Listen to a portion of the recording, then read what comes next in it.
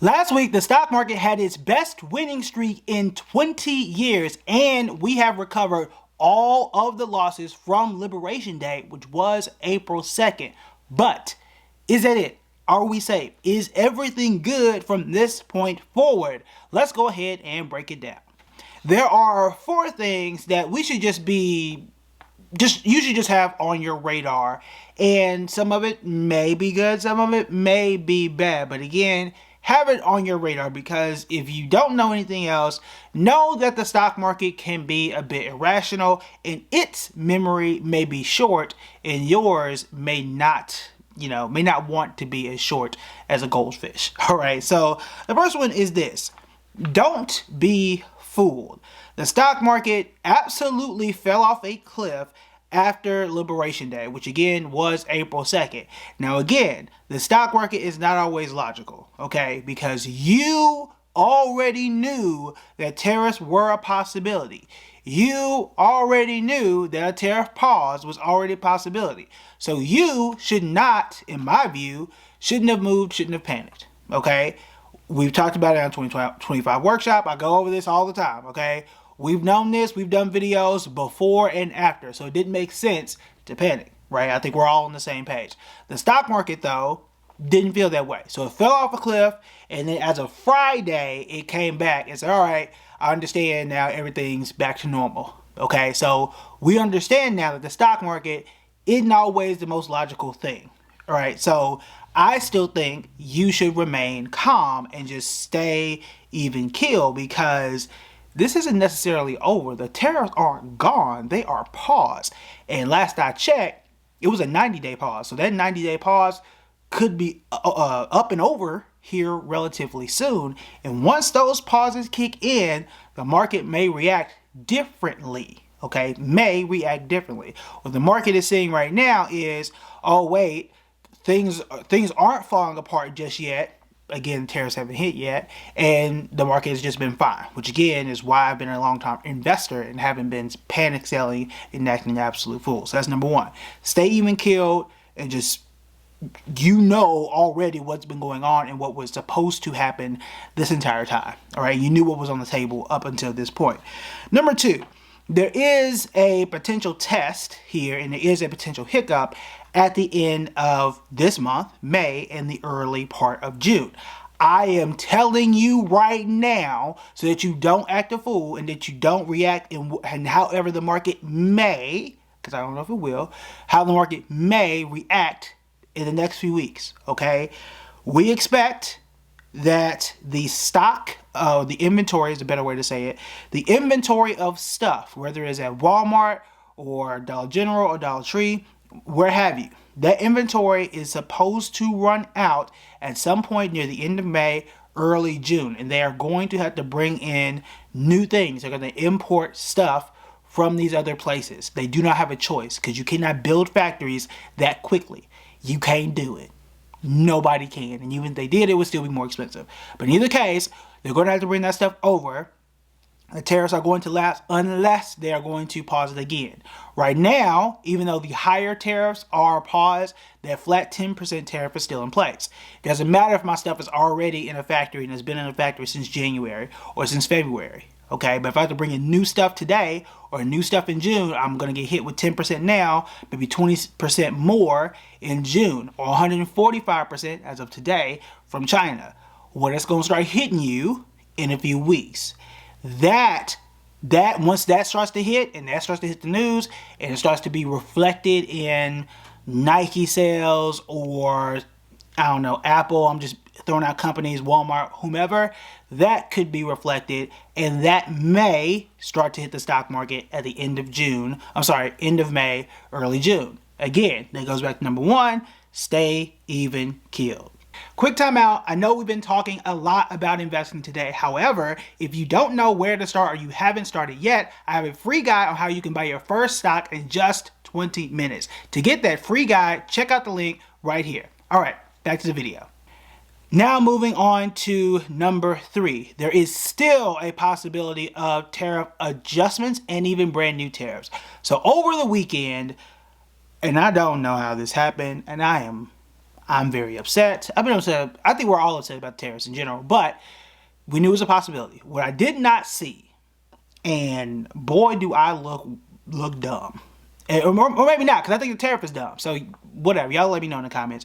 But there was a new tariff announced on movies and movie production. Now, y'all know that my favorite stock, and perhaps even the best stock in the entire stock market right now, as of the other day, was Netflix. I've been talking about Netflix for months and months and months. And I thought it was, tariff resistant, perhaps even tariff proof. Because I see it. How you gonna tariff a movie? Impossible to tariff a movie. They done found out a way to tariff a movie, and it appears to be, at least a proposal or the tweet or whatever, I think it was a tweet, was going to be tariffed at 100% for a dadgum movie. I don't have too many words on how that is supposed to work, but it's out there. Now, Netflix that day did fall. We'll see where Netflix goes from here. And that ain't one I saw coming. Now, the reason I'm bringing it up, I'm not panicking. I'm still going to continue to hold Netflix for the time being. Okay? Why am I continuing to hold Netflix? Because one, this can continue to be the entire cycle. That one, it could be paused. We don't know if it's going to be signed. And there are a lot of back and forth between now and then. For every tariff that we've seen up until this point, they have almost always been announced really high and been adjusted down, or announced really high and then paused for X amount of time. Okay, so I don't necessarily think that I need to panic at this point. I've also been a holder of Netflix for a good little bit now. So I don't think I need to do anything like that. So that's number one. Number two, it seems very cumbersome and if not impossible to pull off. I've read some articles from other movie producers. It just says it doesn't actually make sense. Because if I am shooting a movie that's in New York, I'm not going to spoil any movies for you, but if I'm shooting a movie that's based in New York, but there's let's say a spy movie, but they also go to London and go to Sydney and it's like some heist movie or something, and I get like how it's shot in America, but it has a scene here, so are you how do you tariff that movie? Like that doesn't make sense. So I don't even know how you would even enforce stuff like that, even if it's being produced mostly here. Like it logically just doesn't make sense.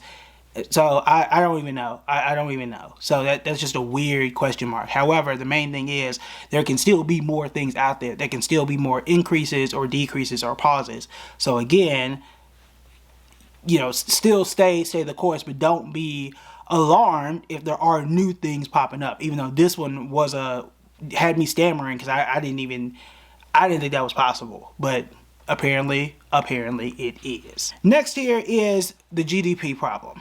Okay, now the interesting thing is, even though the market had hit its 20-year record, okay, and that's just a winning streak. I think it was 9 days, if I'm not mistaken, which means 9 days in a row the market was up, which is kind of crazy for that to be the record, but it is what it is.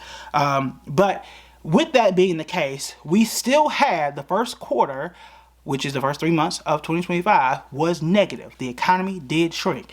Now, I'm not going to get too deep into who the president did blame for that. You can check out my Instagram post on that.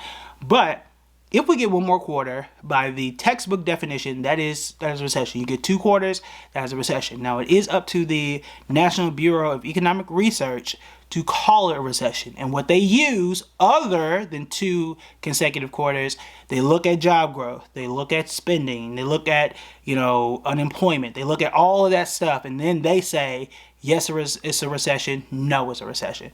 That's what they look at. But I don't know if the stock market really paid attention to that, because if you tell me the first quarter is shrinking, and then we all know that, I just told you, May and June, if we don't do anything with tariffs, that's when it's really going to hit, and people are likely to pull back and likely to hold their spending even more. Wouldn't you think, because that's 2 of the 3 months to be a quarter, right?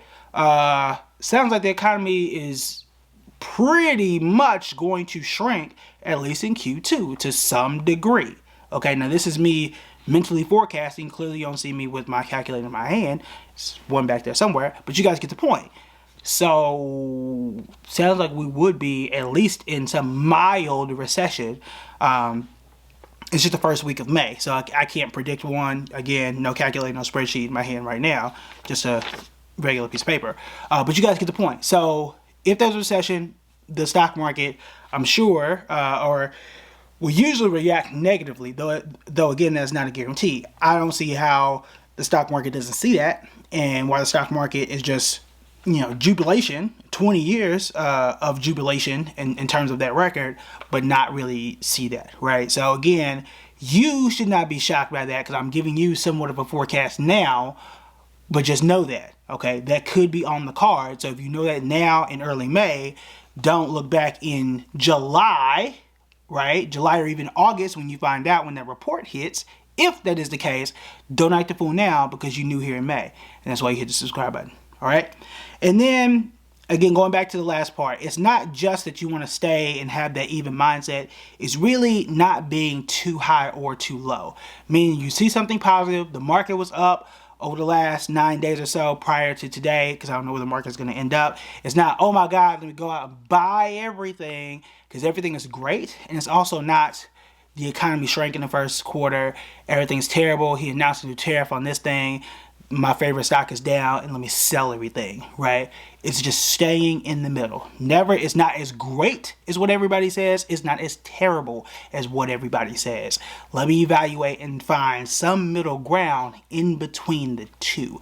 That's usually why when I'm reading research or something, I'm trying to find multiple sources, but a minimum of 3, so I could hit something I agree with, something I don't agree with, and something that has something right in the middle, so I can get where I hope to be all sides. But again, mine is a minimum of 3. I usually try to hit 5, but that's the goal here. So anytime I'm reading something, but especially with finances, it's, hey, earnings report, it's new tariff, this thing happened with the economy, it's not that, it's not as bad as what people are saying, it's not a doomsday scenario, it's not the greatest thing ever, it's somewhere in between. And then you can kind of make your own judgment and make your adjustments based on what you're trying to do. So you need some more guidance on what may work for you and some of the stocks that could fit with where we are going and what is going on right now. Check out this video right here.